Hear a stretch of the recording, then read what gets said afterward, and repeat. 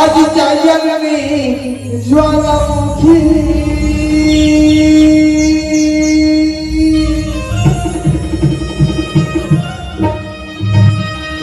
और सकल हरण और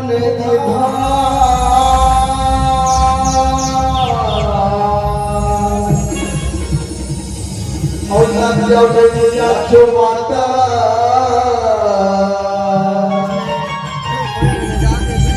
हमारे सभा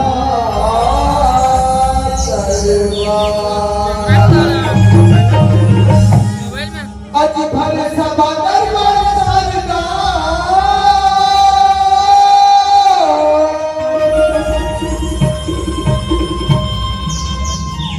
कि पहले तुझे बताऊं मैं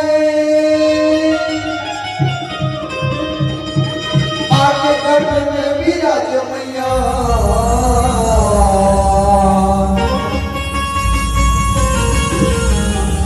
उदार छत्री दिया मैं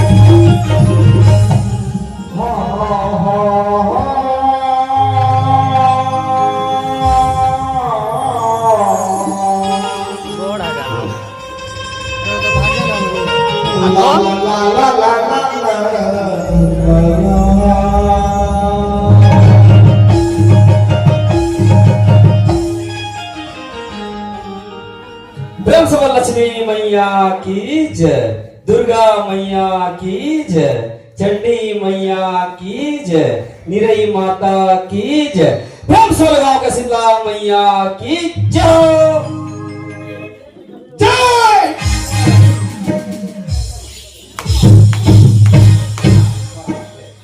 वो बच्चा नहीं बोल सका। हाँ तो माइक का था तो मैं नहीं बोल सका। कोई गाने में जब बुलाना रे कोई नहीं बोली तब मैं बोलते कोई नहीं बोली तब अरे तो कोई नहीं बोली तो एक खड़े होकर भी बोल सकता क्या गाने में टेका की जब बोल सकता मिनिट से जय कर ले हम तो बैठे थे हमारा नहीं बोला इसका। अच्छा मुझे एक बात बता भाई कैसे अरे संसार में का घूमे फिरे हद का जयकारा बोलते दुर्गा माता की जय, काली माता की जय। जय कैसे आप ना समझ नहीं और एक बात बता हमारा चलिए बुला और तो बुला ले चल बोलो से बोलो नहीं बोलिए जाओ सुतो जाओ अगर आओ तो फतना देखियो उतना देखा बेटे भी रात दिन बिचारी में जाकर तक कथा मुझे बोला कल फिर जागी अब कल जाओ जागी से कथा का चार्जिंग रही है सब घर के चार्जिंग डाउन हो गई। वाह वो काला देख रहे बता रहा ये मेरे मतलब मोबाइल में चार्जिंग करे सब के चार्जिंग हो दिमाग खराब है तो वाह तो मैं चार्जिंग करे करो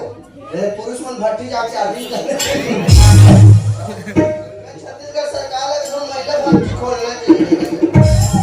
इतना भी क्या मन के पीएम सब गलत चार्जिंग हो गया इस बार तो चार्जिंग चला